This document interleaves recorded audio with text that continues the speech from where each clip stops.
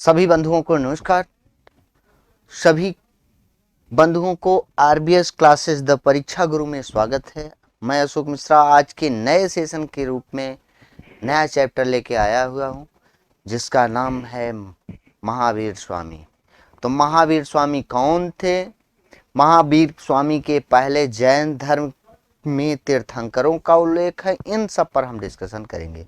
तो सभी बंधु जुड़े और आरबीएस क्लासेस द परीक्षा गुरु चैनल को लाइक करें और सब्सक्राइब करें। तो आइए सेशन की शुरुआत करते हैं और हम जैन धर्म पढ़ते हैं। तो जैन धर्म में हम पढ़ते हैं, जैन धर्म में हम डिस्कशन करते हैं। तो जैन धर्म में हम महावीर स्वामी को पढ़ेंगे, लेकिन महावीर स्वामी को पढ़ने से पहले कुछ अन्य चीजें हैं जिन पर भी डिस्कशन करना अति आवश्यक है। जैसे महावीर स्वामी के पहले हम कुछ अन्य चीजें कौन कौन सी हैं जिस पे हमें डिस्कशन करना है। तो महावीर स्वामी के पहले जैसे जैन धर्म किससे बना है, तो जैन धर्म किससे बना है जिस पर डिस्कशन करना अति आवश्यक है, उस पर भी डिस्कशन किया जाना आवश्यक है। तो जैन धर्म के संस्थापक कौन है? तो महावीर स्वामी है। तो जैन धर्म पर हम डिस्कशन करेंगे तो ज्यादा बेहतर होगा, जैन धर्म ना। तो जैन धर्म पर हम डिस्कशन करने के लिए हम क्या करेंगे कि जैन जो बना है वो जिन शब्द से बना है। जिन का मतलब होता है विजेता। क्या होता है? जिन का मतलब विजेता होता है। जैन शब्द जिन शब्द से बना होता है। जिन मतलब होता है विजेता। जैन धर्म में तीर्थंकर का उल्लेख है। किसका उल्लेख है? तीर्थंकर का उल्लेख है। तीर्थंकर का उल्लेख है। उल्लेख है। जैन धर्म में कुल कितने तीर्थंकरों का उल्लेख है? तो 24 तीर्थंकरों का उल्लेख है। तीर्थंकरों का उल्लेख है ना। तो जैन धर्म में कितने तीर्थंकर हैं? तो 24 तीर्थंकर हैं। तो जैन धर्म में कितने तीर्थंकरों का उल्लेख है? तो 24 तीर्थंकरों का उल्लेख है। ठीक है, इन पर भी डिस्कशन किया जाएगा। तो जैन धर्म में कितने तीर्थंकरों का उल्लेख है? तो 24 तीर्थंकर का उल्लेख है, जिसमें से प्रथम तीर्थंकर जो थे, प्रथम तीर्थंकर तो प्रथम तीर्थंकर जो थे वो ऋषभ देव थे। ऋषभ देव प्रथम तीर्थंकर जो थे वो ऋषभ देव थे। इसी प्रकार जो 23वें तीर्थंकर थे, 23वें तीर्थंकर जिनका नाम क्या था? जिनका नाम था पार्श्वनाथ। और जो 24वें और अंतिम तीर्थंकर थे, 24वें एवं अंतिम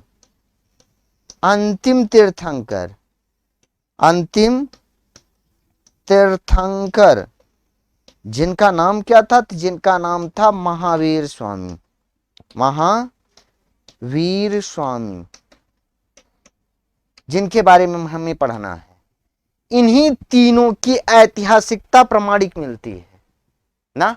अन्य का कोई उल्लेख कहीं नहीं मिलता। केवल एक ग्रंथ है जो है कल्पसूत्र। भद्रबाहु का एक ग्रंथ है, भद्रबाहु का ग्रंथ है कल्पसूत्र। कल्पसूत्र में ही किसका उल्लेख मिलता है? 24 तीर्थंकरों का उल्लेख मिलता है, और कहीं नहीं मिलता। लेकिन इन तीनों की ऐतिहासिकता प्रमाणिक मानी जाती है। किसका? ऋषभदेव का, पार्श्वनाथ का और महावीर स्वामी का। तो इन तीर्थंकरों अर्थात प्रथम तीर्थंकर, 23वें तीर्थंकर और 24वें तीर्थंकर की ऐतिहासिकता प्रमाणिक मानी जाती है। अन्य की ऐतिहासिकता पर संदिग्ध है। 24 तीर्थंकरों का उल्लेख किसमें मिलता है? तो एक जैन भिक्षु थे जिनका नाम था भद्रबाहु, और भद्रबाहु का एक ग्रंथ है कल्पसूत्र, और उसी में 24 तीर्थंकरों का उल्लेख मिलता है। बात आती है तीर्थंकर का अर्थ क्या होता है? तो तीर्थंकर का जो अर्थ होता है वह संसार सागर को पार करने वाला। संसार सागर को पार करने वाला एक किसका मतलब? संसार सागर को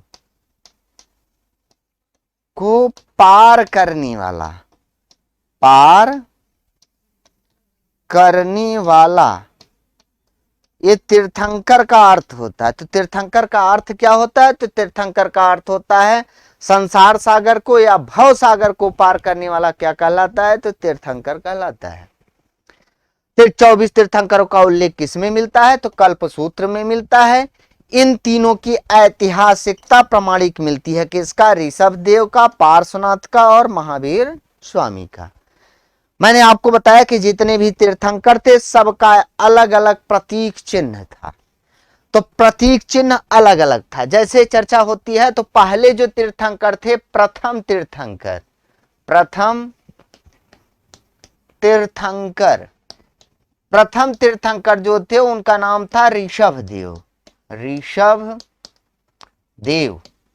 और ऋषभ देव जो थे इन्हें एक नाम से और जाना जाता था, इन्हें आदिनाथ के नाम से जाना जाता है, आदिनाथ के नाम से जाना जाता है। इन्हें क्या कहा जाता है? आदिनाथ। इनका जो प्रतीक चिन्ह था, सबके अलग अलग प्रतीक चिन्ह थे। तो इनका जो प्रतीक चिन्ह है वो क्या है? तो इनका जो प्रतीक चिन्ह था वह था वृषभ, वृषभ या जिसे कहा जाता है बैल। इनका प्रतीक चिन्ह था बैल, वृषभ या बैल इनका प्रतीक चिन्ह माना जाता है। इन्हें क्या कहा जाता है? इन्हें आदिनाथ कहा जाता है। इन्हें जैन धर्म का संस्थापक माना जाता है। क्या कहा जाता है? ऋषभ देव को एक नाम से, इन्हें ऋषभ देव को क्या कहा जाता है? तो ऋषभ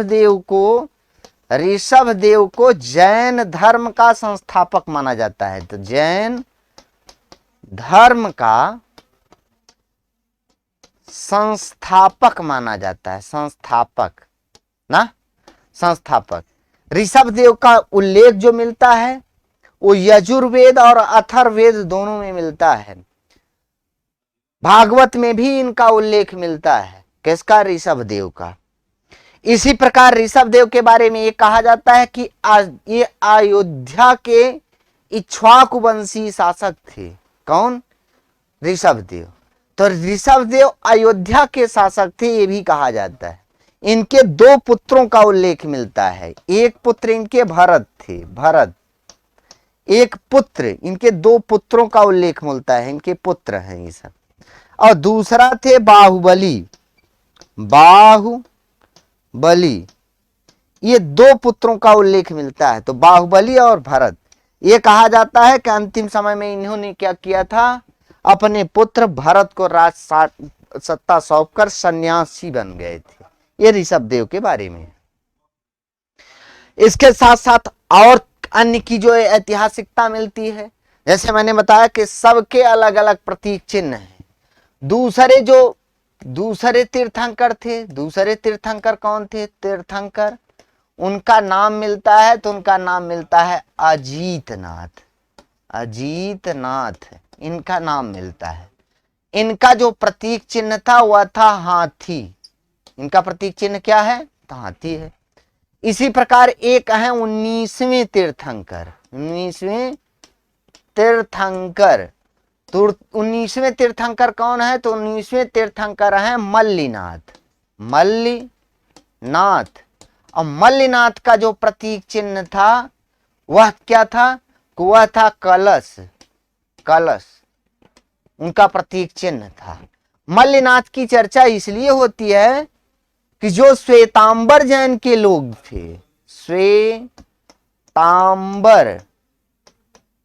जैन, दिगंबर और श्वेतांबर दो जैन संप्रदाय थे। तो जो श्वेतांबर जैन के लोग थे, श्वेतांबर का मतलब होता है जो कि आधुनिक परंपरा को स्वीकार करने वाले जो थे वो क्या कहलाए? श्वेतांबर ना। जो कि रूढ़िवादी परंपरा को मानने वाले थे वो दिगंबर कहलाए। जबकि वर्तमान की अर्थात आधुनिक परंपरा को स्वीकार करने वाले कौन थे? श्वेतांबर, अर्थात श्वेत वस्त्र धारण करने वाले। तो जो मल्लिनाथ थे, मल्लिनाथ के बारे में श्वेतांबर जैन के लोग मल्लिनाथ को क्या मानते हैं? स्त्री मानते हैं। क्या मानते हैं? मल्लिनाथ को स्त्री मानते हैं।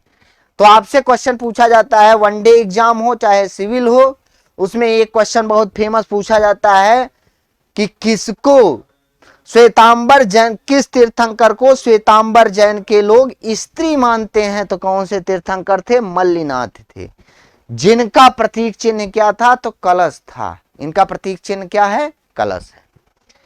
इसी प्रकार 21वें तीर्थंकर एक थे, 21वें तीर्थंकर थे, 21वें तीर्थंकर 21वें जो तीर्थंकर थे उनका नाम था नेमिनाथ, नेमनाथ था। इनका जो प्रतीक चिन्ह था वह था नीलोत्पल, नीलोत्पल अर्थात नील और कमल, नीलोत्पल इनका प्रतीक चिन्ह था। किसका? नीलोत्पल।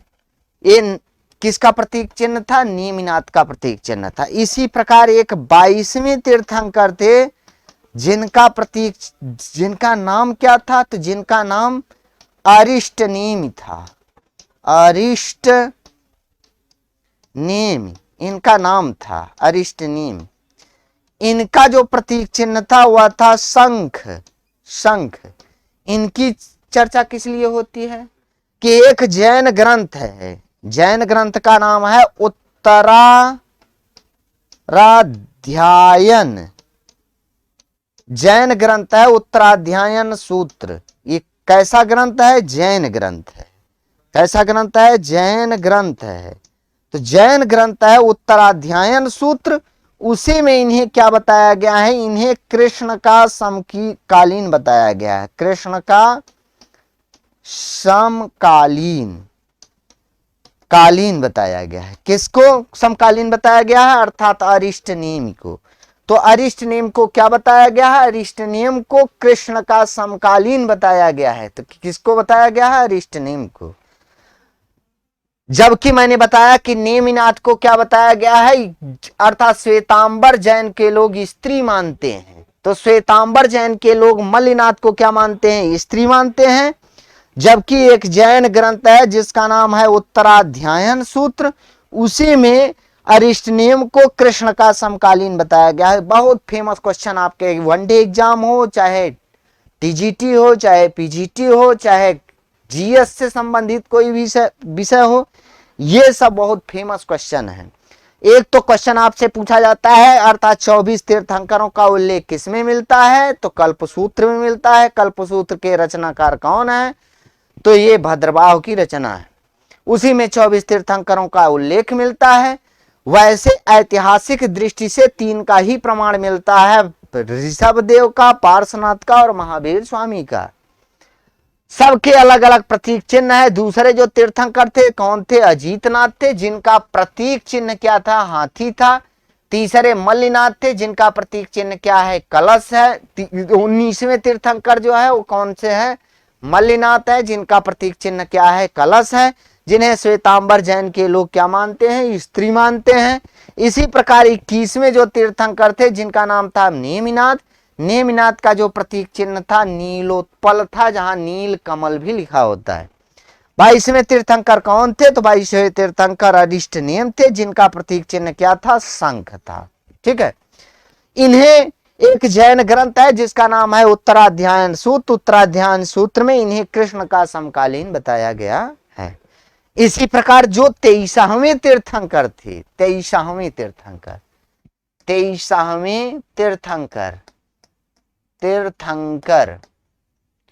23वें जो तीर्थंकर थे जिनका नाम मिलता है पार्श्वनाथ, पार्श्वनाथ। इनका जो प्रतीक चिन्ह था वह था सर्पफण, इनका प्रतीक चिन्ह था। सर का फन, सर्पफण इनका प्रतीक चिन्ह था। पार्श्वनाथ के बारे में यह कहा जाता है कि पार्श्वनाथ का जन्म जो हुआ वो काशी में हुआ। कहां? काशी में। काशी के जो शासक थे इक्ष्वाकु वंशीय शासक, काशी के जो शासक थे कौन? इक्ष्वाकु वंशीय शासक, जिनका नाम था अश्वसेन। क्या नाम था? अश्वसेन, के यहां इनका जन्म हुआ ना। अश्वसेन के यहाँ इनका जन्म हुआ। अर्थात इनके पिता का नाम अश्वसेन था। जो माता थी उनका नाम क्या था? तो माता का नाम मिलता है वामा। वामा इनकी माता का नाम था। इनकी पत्नी का नाम पूछा जाता है तो पत्नी का नाम था प्रभावती। प्रभावती इनकी पत्नी का नाम मिलता है। इन्होंने गृह त्याग कब किया? गृह त्याग इन्होंने 30 वर्ष में गृह त्याग किया। 30 वर्ष में गृह त्याग किया। अब आगे चलकर झारखंड के जो पारसनाथ पहाड़ी है, पारसनाथ पहाड़ी, यहीं पर एक पर्वत है जिसका नाम मिलता है संवेद पर्वत। संवेद पर्वत। यहीं पर इनको क्या मिला? ज्ञान की प्राप्ति हुई। ज्ञान की प्राप्ति हुई संवेद पर्वत पर इनको ज्ञान की प्राप्ति हुई। और ज्ञान की प्राप्ति जो हुई वो संवेद पर्वत पे हुई। इन्होंने 4 व्रत दिए थे। 4 व्रत कौन कौन से थे? 4 व्रत दिए थे। 4 व्रत का विधान किया था। जो 4 व्रत थे कौन था? सत्य, अहिंसा,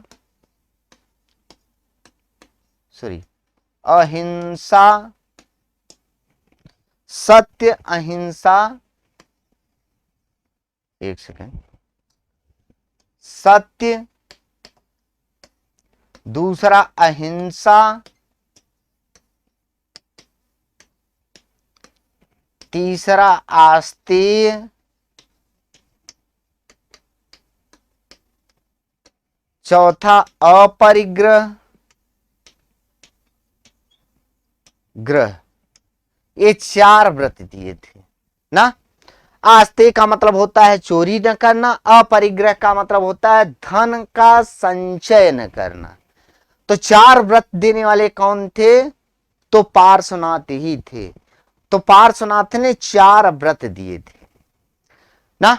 4 व्रत, इसे चतुष्टाम व्रत भी कहा जाता है ना। चतुष्टाम व्रत भी कहा जाता है। तो 4 व्रतों का विधान करने वाले कौन थे? तो पार्श्वनाथ थे ना।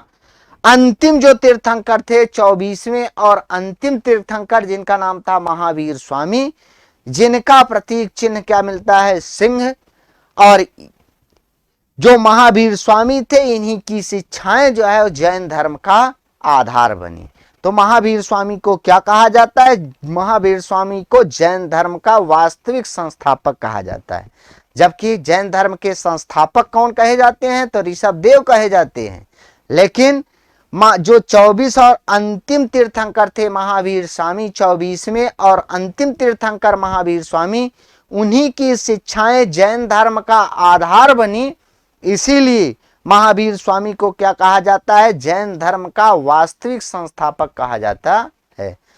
तो हम किसका डिस्कशन करेंगे? महावीर स्वामी का डिस्कशन करेंगे ना। तो महावीर स्वामी का ये कैसे थे? 24वें और अंतिम तीर्थंकर थे। इन्हें क्या कहा जाता है? इन्हें जैन धर्म का वास्तविक संस्थापक कहा जाता है। संस्थापक। तो जैन धर्म का वास्तविक संस्थापक किसे कहा जाता है? तो महावीर स्वामी को कहा जाता है। ये कैसे थे? 24वें एवं अंतिम तीर्थंकर थे। अंतिम तीर्थंकर थे। तीर्थंकर ना। इनका प्रतीक चिन्ह क्या था? तो इनका प्रतीक चिन्ह जो मिलता है वो क्या मिलता है? सिंह मिलता है। सिंह। तो इनका प्रतीक चिन्ह क्या था? सिंह था। अब इनके जन्म की बात आती है तो इनका जन्म कब हुआ था? तो 599 ईसा पूर्व। 2 तिथियां मिलती है। एक 599 ईसा पूर्व मिलती है, दूसरी जो तिथि मिलती है वो 540 ईसा पूर्व ना। बीसी मतलब होता है बिफोर क्राइस्ट, अर्थात जिसे हिंदी में कहा जाता है ईसा पूर्व ना। तो 599 ईसा पूर्व या 540 ईसा पूर्व दोनों तिथियों में जो सबसे प्रमाणित तिथि मानी जाती है वो ये कौन सी मानी जाती है? 540 ईसा पूर्व को सबसे प्रमाणित तिथि के रूप में माना जाता है ना। तो आप दोनों जाने रहिए, कहीं भी कुछ पूछा जाए तो आप बता लें। तो 599 या 540 ईसा पूर्व में वैशाली के कुंड ग्राम में इनका जन्म हुआ था। इनके बचपन का नाम क्या था? तो इनके बचपन का नाम मिलता है वर्धमान। तो वर्धमान इनका क्या था? बचपन का नाम था। इनके पिता जो थे एक ज्ञात्रिक कुल के प्रमुख थे। कौन? जिनके नाम था सिद्धार्थ। तो इनके पिता का नाम सिद्धार्थ थे, जो ज्ञात्रिक कुल से संबंधित थे, ज्ञात्रिक कुल के शासक के रूप में माने जाते हैं। इनकी जो बामा थी माता, उनका नाम था त्रिशला। त्रिशला त्रिशला जो कैसी थी? लिच्छवी राजकुमारी थी, लिच्छवी कन्या जिसे कहा जाए, राजपुत्री। तो कैसी थी? लिच्छवी की जो लिच्छवी शासक थे चेटक, लिच्छवी शासक कौन थे? चेटक। उन्हीं चेटक की बहन थी, बहन। तो चेटक की बहन जो थी वो कौन थी? त्रिशला थी। एक और चीजें मिलती हैं। कहा जाता है कि कुछ स्रोतों में जानकारी मिलती है कि जो महावीर स्वामी थे, अर्थात जिनका बचपन का नाम था वर्धमान, प्रारंभ में ऋषभ देव एक ब्राह्मण थे, उनकी जो पत्नी का नाम था सुनंदा, जिसे कहा जाता है देवनंदा। तो प्रारंभ में ये देवनंदा के गर्भ में आए, लेकिन बाकी जो तीर्थंकर थे वो सब क्षत्रिय कुल में उत्पन्न हुए थे। इसीलिए ब्रह्मा ने देवनंदा के गर्भ से या सुनंदा के गर्भ से हटाकर इन्हें किसके गर्भ में स्थापित किया? त्रिशला के गर्भ में स्थापित किया। ये एक बार क्वेश्चन आपको पीजीटी में पूछा गया था कि ऋषभ जो महावीर स्वामी थे, इनकी माता का नाम क्या है? तो इनकी माता का नाम देवनंदा या सुनंदा मिलता है। तो ये केवल कल्पना का सहारा लिया जाता है। उसमें ये कहा जाता है कि प्रारंभ में ये ऋषभ देव की जो पत्नी थी देवनंदा, जिसे कहा जाता है सुनंदा, उनके गर्भ में आए, क्योंकि ऋषभ देव एक ब्राह्मण थे और बाकी के जो तीर्थंकर थे वो क्षत्रिय कुल में पैदा हुए थे। इसीलिए ब्रह्मा ने क्या किया कि सुनंदा या देवनंदा के गर्भ से हटाकर महावीर स्वामी को कहां कर दिया? कि त्रिशला के गर्भ में स्थापित किया। ये कल्पना का सहारा लिया जाता है ना। जो महावीर स्वामी के बारे में जानकारी मिलती है, एक जैन ग्रंथ है भगवती सूत्र। भगवती सूत्र में महावीर स्वामी के बारे में जानकारी, इनके जीवन परिचय के बारे में जो जानकारी का एक स्रोत है वो है भगवती सूत्र। भगवती सूत्र, भगवती सूत्र से किसके बारे में जानकारी मिलती है? महावीर स्वामी के बारे में जानकारी मिलती है, इनके जानकारी का स्रोत। तो ये जो देवनंदा या सुनंदा की कहानी मिलती है, ये केवल कल्पना का सहारा लिया जाता है, क्योंकि उस समय जो वर्ण व्यवस्था था वो क्षत्रिय ब्राह्मण वैश्य शूद्र था। तो क्षत्रियों को प्राथमिकता दिखाने के लिए ऐसी बातें कही गई कि ब्राह्मण के गर्भ में जो सुनंदा थी वो ब्राह्मण थी, उनके गर्भ से हटाकर ब्रह्मा ने क्या कर दिया? क्षत्रिय वंश से जो संबंधित त्रिशला उनके गर्भ में स्थापित किया। इनकी बहन का नाम क्या था? तो सुदर्शना था। सुदर्शना से उत्पन्न पुत्र जो था, जिसका नाम था जमाली, जिसकी चर्चा आगे की जाएगी ना, जमाली था। जमाल कौन था? अर्थात महावीर स्वामी का भांजा भी था और दामाद भी था। इसके साथ साथ जो प्रथम शिष्य हुआ था वो जमाल ही था, प्रथम शिष्य भी जमाल है। इनका भाई का नाम क्या मिलता है? तो नंदिवर्धन मिलता है, नंदिवर्धन। इसी प्रकार इनकी पत्नी का नाम, पत्नी जी तो जिनका नाम था यशोदा, यहां कहीं कहीं मिलता है यशोधरा, यशोधरा इनकी पत्नी का नाम था। और इन्हीं की पत्नी से उत्पन्न जो पुत्री थी जिसका नाम था अड़ोज्या या प्रदर्शना। तो अड़ोज्या या प्रदर्शना कौन थी? तो महावीर स्वामी की पुत्री का नाम मिलता है, जो किससे उत्पन्न हुई थी? यशोधरा से उत्पन्न पुत्री थी। यशोदा भी कहीं कहीं मिलता है। तो अड़ोज्जा या प्रियदर्शना ये कौन थी? ये महावीर स्वामी की पुत्री का नाम है। यही अड़ोज्जा या प्रियदर्शना का विवाह किससे हुआ? जमाली से हुआ था। तो जमाली से क्या हुआ था? तो जमाली जो थे वो दामाद थे, तो इनके दामाद का नाम क्या मिलता है? तो जमाली, जमाली, जमाली ना। तो जमाली जो था वो महावीर स्वामी का भांजा भी था, जो किसका पुत्र था? इनकी बहन सुदर्शना का पुत्र था। और आगे चलकर इसी जमाली से महावीर स्वामी की पुत्री अड़ोज्जा का विवाह हुआ। जो जमाली था वो महावीर स्वामी का प्रथम शिष्य भी था। आगे चलकर जो जमाली से मतभेद होने के कारण जमाली जो था वो महावीर स्वामी से अलग हो गया। तो दामाद कौन था? जमाली था, ये लिखा है। इनके सारथी का नाम क्या है? तो इनके सारथी का नाम तनिष्क मिलता है। ये तो बेसिक चीजें हैं। आगे चलकर क्या हुआ कि जो महावीर स्वामी थे, महावीर स्वामी ने 30 वर्ष की आयु में, 30 वर्ष की आयु में क्या किया? गृह त्याग कर दिया। 30 वर्ष की आयु में तो महावीर स्वामी क्या किए? 30 वर्ष की आयु में गृह त्याग किया। कभी कभी आपसे क्वेश्चन पूछा जाता है किस वर्ष की आयु में महावीर स्वामी ने गृह त्याग किया? तो 30 वर्ष की आयु में गृह त्याग किया। और गृह त्याग करके अपने सारथी तनिष्क के साथ, तनिष्क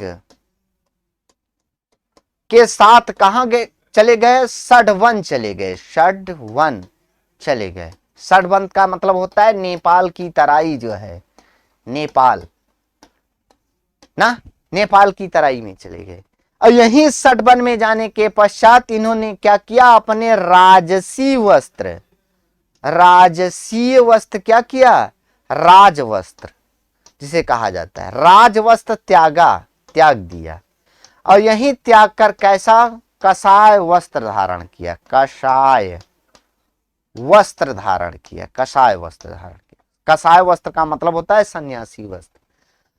तो गृह त्याग के पश्चात ये कहां पहुंचे? षडवन पहुंचे ना। और षडवन में ही इन्होंने क्या किया? राजसी वस्त्र त्याग दिया और कसाय वस्त्र धारण किया। इसी षडवन में इन्होंने क्या किया कि 12 महीने तक क्या किया? तपस्या किया। महीना तपस्या किया।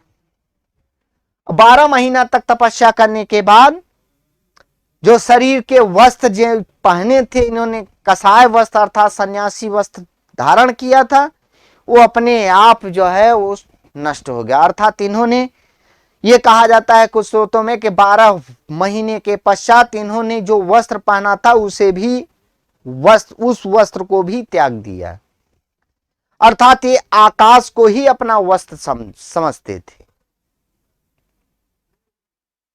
इसीलिए इन्हें आकाश वृत्ति भी कहा जाता है। आकाश वृत्ति भी कहा जाता है। आकाश वृत्ति इसलिए कहा जाता है क्योंकि उन्होंने निवस्त्र हो गए, अर्थात जो वस्त्र था उसे भी निकाल फेंका। कुछ स्रोतों में मिलता है कि इनका वस्त्र जो था उस साल भर में नष्ट हो गया, तो इन्होंने आकाश को ही अपना वस्त्र माना, अर्थात वस्त्र पहनना त्याग दिया। आगे चलकर कुछ और जानकारी मिलती है। आगे कुछ जानकारी ये मिलती है कि इन्होंने अर्थात 12 वर्ष पश्चात, गृह त्याग के 12 वर्ष पश्चात,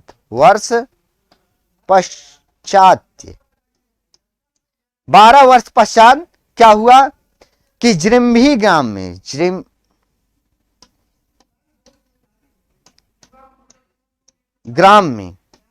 इन्हें क्या हुआ? ऋजुपालिका नदी के किनारे, ऋजुपालिका नदी के किनारे, ऋजपालिका नदी के किनारे क्या हुआ कि इन्हें ज्ञान की प्राप्ति हुई। ज्ञान की प्राप्ति हुई। तो इनको ज्ञान की प्राप्ति अगर आयु की दृष्टि से देखा जाए तो 42 वर्ष में, कब?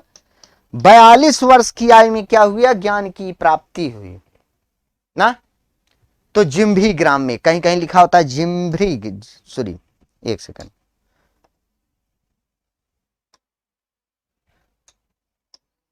जिम्भी ग्राम में इन्हें क्या हुआ, किस नदी के किनारे, ऋजुपालिका नदी के किनारे ज्ञान की प्राप्ति हुई। ज्ञान की प्राप्ति के बाद महावीर स्वामी कैवल्य कहलाए। कैवल्य, ज्ञान की प्राप्ति को क्या कहा जाता है, कैवल्य। और इनको क्या कहा जाता है, कैवलिन भी कहा जाता है, कैवलिन। जिन, जिन ना, इन सब के नाम से जाना जाता है। तो ज्ञान की प्राप्ति के बाद इनको किन किन नामों से जाना जाता है, कैवलिन, जिन के नाम से जाना जाता है। महावीर, महावीर भी कहा जाता है, महावीर, महावीर। इसी समय इनका नाम जो पड़ा वो महावीर स्वामी पड़ा था ना। तो कैवलिन, जिन, महावीर, ये सब किसके नाम है, महावीर स्वामी के नाम है। तो ज्ञान की प्राप्ति कब हुई, अर्थात उम्र में देखा जाए तो 42 वर्ष की आयु में इनको ज्ञान की प्राप्ति हुई। कहां हुई, जुम्भी ग्राम में, ऋजुपालिका नदी के किनारे ना। आगे चलकर क्या हुआ, यह कहा जाता है कि ज्ञान की प्राप्ति इनकी जो हुई, इन्होंने जो उपदेश दिया वो कैसे दिया, किस भाषा में दिया। तो इन्होंने जो उपदेश दिया वो अर्ध मगधी भाषा में दिया। तो इनका जो उपदेश है वो किसमें है, तो इनका जो उपदेश है, उपदेश वह अर्ध मगधी भाषा में है, अर्ध मगधी भाषा में है। इनका जो उपदेश है वो किसमें है, अर्ध मगधी भाषा में इनका उपदेश है ना, अर्ध मगधी भाषा में इनका उपदेश है। इस प्रकार इन्होंने, इनका जो प्रथम उपदेश हुआ वो राजगृह के विपुलाचल पर्वत पर हुआ था। इनका जो प्रथम उपदेश हुआ, प्रथम उपदेश, इनका जो प्रथम उपदेश हुआ राजगृह में। कहां, राजगृह का एक स्थान था विपुलाचल पर्वत, राजगृह के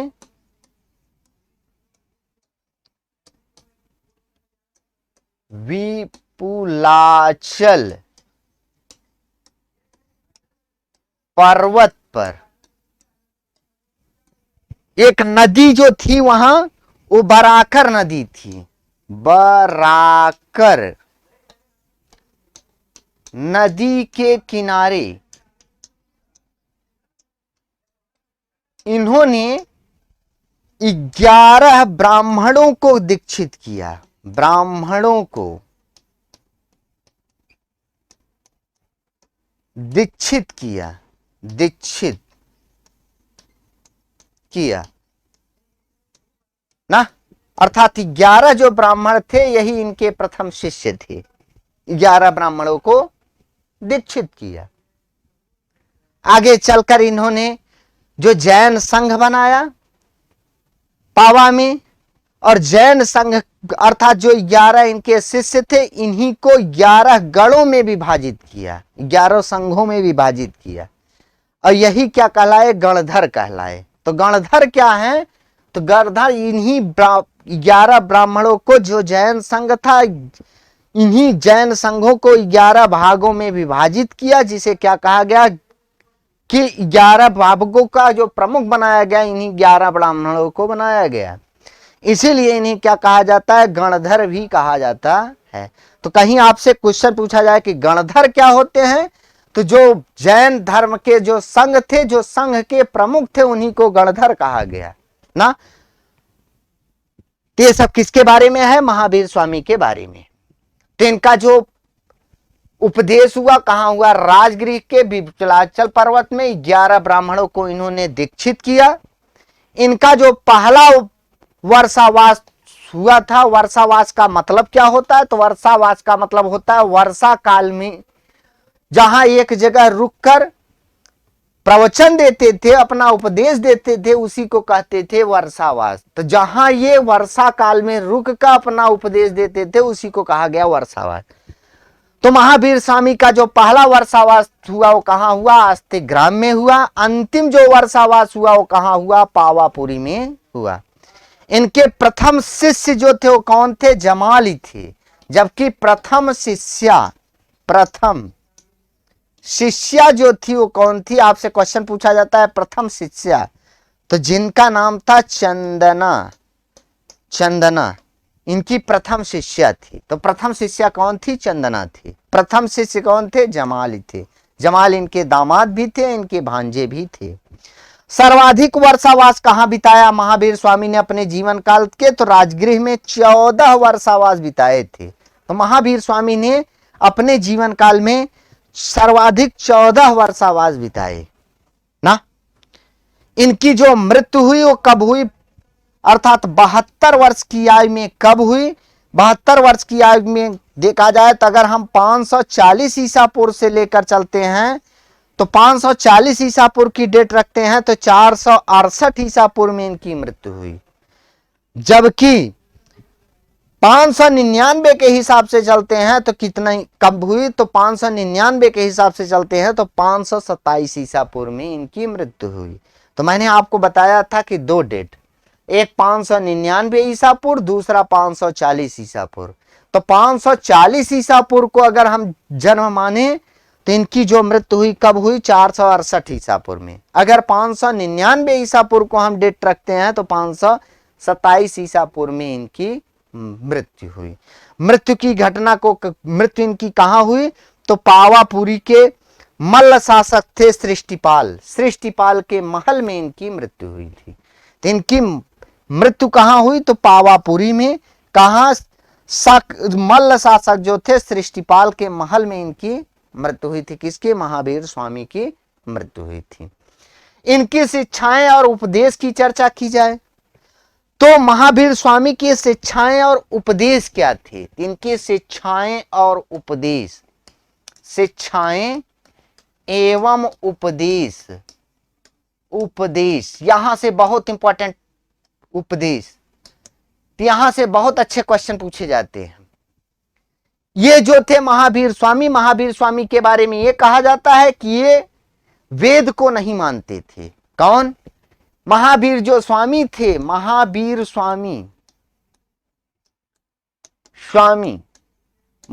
स्वामी वेद को नहीं मानते थे। वेद को नहीं मानते थे, नहीं मानते थे, वेद को नहीं मानते थे। जो महावीर स्वामी थे, महावीर स्वामी कर्म एवं पुनर्जन्म में विश्वास करते थे,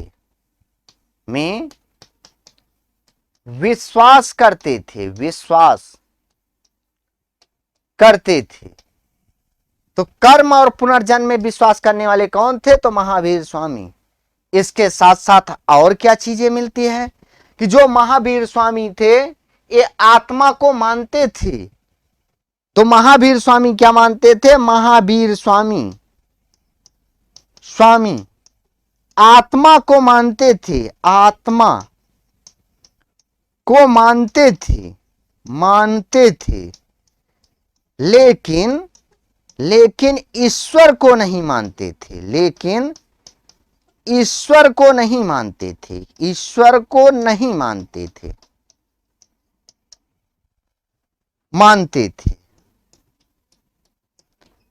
तो महावीर स्वामी के बारे में क्या है कि महावीर स्वामी वेद को नहीं मानते थे ना, कर्म और पुनर्जन्म में क्या करते थे? विश्वास करते थे।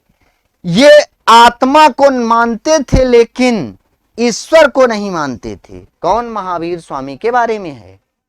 इसके साथ साथ महावीर स्वामी के बारे में और क्या जानकारी मिलती है? महावीर स्वामी ये मानते हैं कि जो संसार का अस्तित्व है वो अनादिकाल से चला आ रहा है। संसार का जो अस्तित्व है वो अनादिकाल से चला आ रहा है, इसकी रचना ईश्वर ने नहीं की है। ये कौन कहता है? तो ये कहते हैं महावीर स्वामी कि जो संसार का अस्तित्व है वो पहले से, प्राचीन का अर्थात पहले से चला आ रहा है, यह इसमें ईश्वर का योगदान नहीं है। महावीर स्वामी ने संसार की जो रचना बताई है वो बताई है इन 4 तत्वों से संसार की रचना हुई है। 6 तत्व है, अर्थात संसार अनादिकाल से चला आ रहा है। संसार की जो रचना हुई है, संसार की जो रचना हुई है, संसार की रचना, वो जीव, पुद्गल,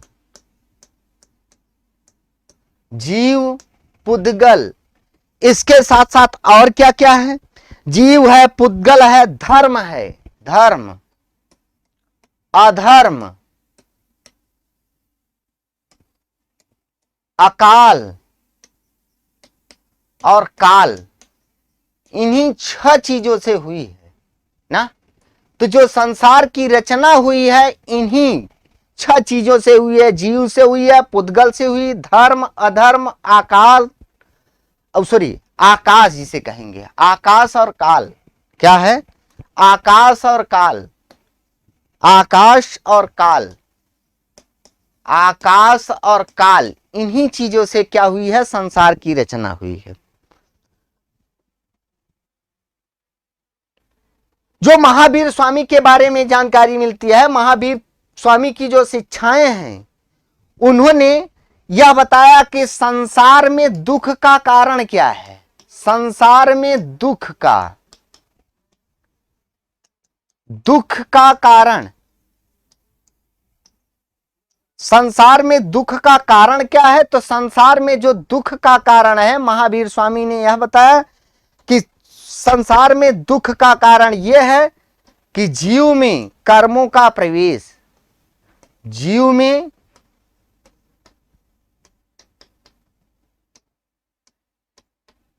कर्मों का प्रवेश, अर्थात जो जीव जब पैदा होता है तो विशुद्ध होता है, लेकिन जैसे जैसे उसके अंदर कर्मों का प्रवेश होता है, जीव जो होता है वो क्या होता है? वह दुखी हो जाता है। अर्थात जीव में जो कर्मों का प्रवेश होता है वही क्या है? वही दुख का कारण है। अर्थात व्यक्ति जब पैदा होता है तो कैसा होता है? जो व्यक्ति की आत्मा होती है वो विशुद्ध होती है, लेकिन जैसे जैसे उसमें कर्मों का प्रवेश होता है, जीव को जो होता है वो ग्रसित हो जाता है। और जीव को जो कर्मों का प्रवेश होता है उसी को कहा जाता है आश्रव कहा जाता है। जैन धर्म में क्या कहा जाता है? आश्रव ना। तो जीव में जब कर्मों का प्रवेश हो जाता है तो जीव जो होता है वो बंधनग्रस्त हो जाता है, बंधनग्रस्त हो जाता है, ग्रस्त ना। जीव जो होता है वो कैसा होता है? बंधनग्रस्त हो जाता है। जीव को बंधनग्रस्त से मुक्ति के लिए महावीर स्वामी ने त्रिरत्न का विधान किया है। क्या किया? त्रिरत्न का विधान किया है, त्रिरत्न का विधान किया है। तो त्रिरत्न क्या है? त्रिरत्न में एक है सम्यक दर्शन, सम्यक ज्ञान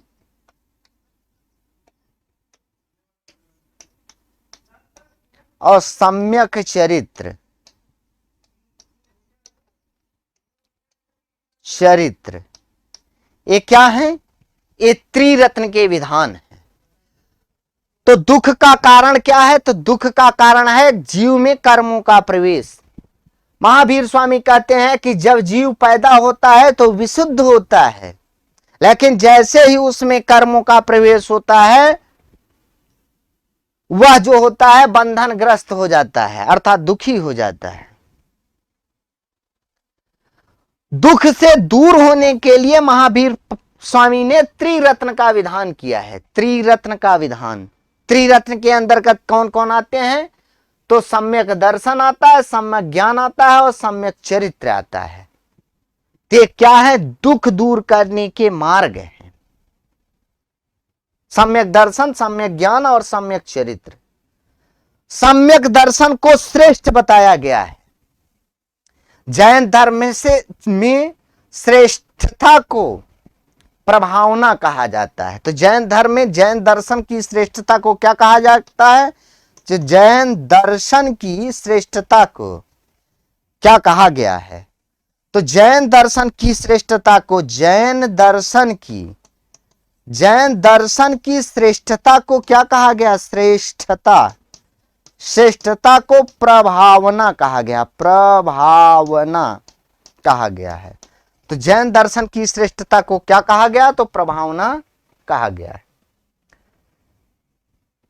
इस प्रकार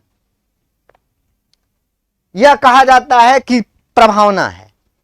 तो ये क्या है? त्रिरत्न का विधान किस लिए है? कि जिससे जीव के अंदर जो कर्मों का प्रवेश है वो नष्ट हो। अर्थात देखा जाए तो जैन धर्म में जैन दर्शन को प्राथमिकता दी गई है, श्रेष्ठता प्रदान की गई है। और जैन दर्शन की श्रेष्ठता को क्या कहा जाता है? प्रभावना कहा गया है। सम्यक चरित्र को प्राथमिकता दी गई है। इसी प्रकार नैतिक जीवन बिताने के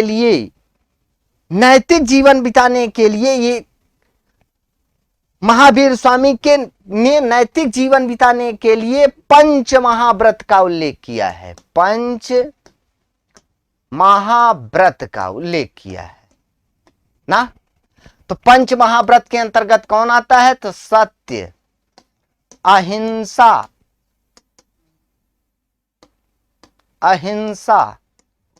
आस्तीर्य, अपरिग्रह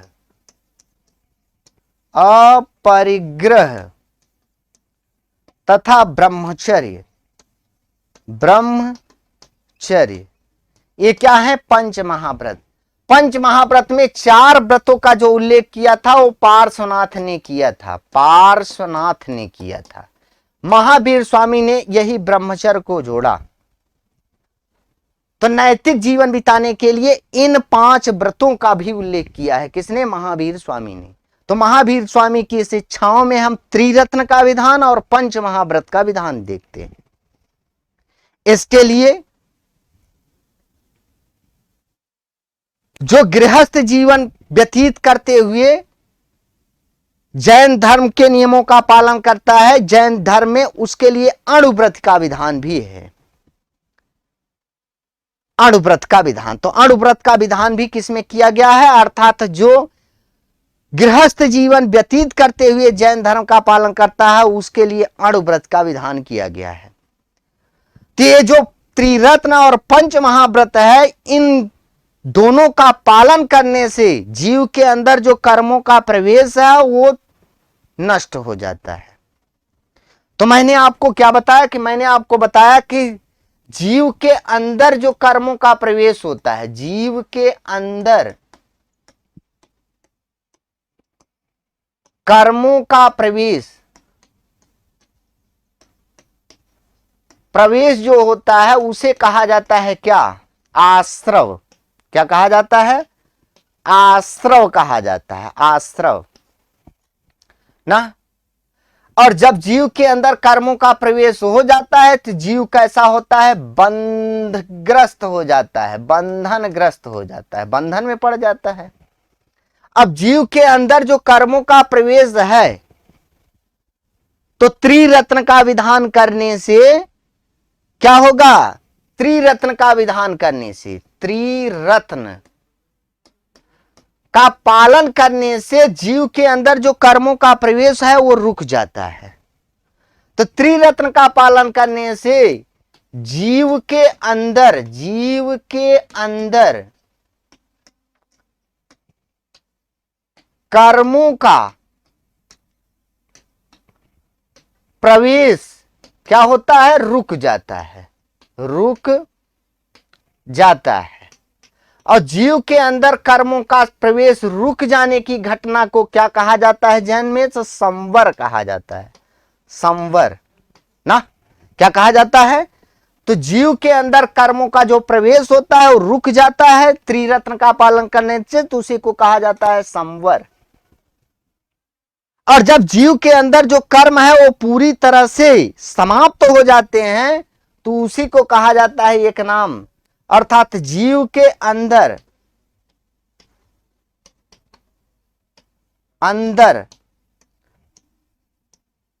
कर्मों का नष्ट होना, हो जाना, अर्थात जीव के अंदर जो कर्म है वो पूरी तरह से नष्ट हो जाते हैं, तो उसी को कहा जाता है निर्जरा। क्या कहते हैं? उसी को कहा जाता है निर्जरा, कहा जाता है निर्जरा, निर्जरा, निर्जरा कहा जाता है। और जब जीव के अंदर कर्मों का प्रवेश नष्ट हो जाता है तो व्यक्ति कैसा होता है? मोक्ष या निर्वाण की प्राप्ति कर लेता है, निर्वाण की प्राप्ति हो जाती है। मोक्ष या निर्वाण की प्राप्ति अर्थात जन्म मरण के कष्ट से मुक्त हो जाता है ना। तो जन्म मरण के कष्ट से मुक्त होना, मोक्ष या निर्वाण, या जिसे कहते हैं मृत्यु की प्राप्ति, अर्थात जन्म मरण के चक्र से मुक्त हो जाता है। अर्थात जीव के अंदर जो कर्मों का प्रवेश नष्ट हो जाता है उसी को निर्जरा कहते हैं। अर्थात निर्जरा की प्राप्ति के बाद जो जीव होता है वो अनंत चतुष्टय को प्राप्त करता है।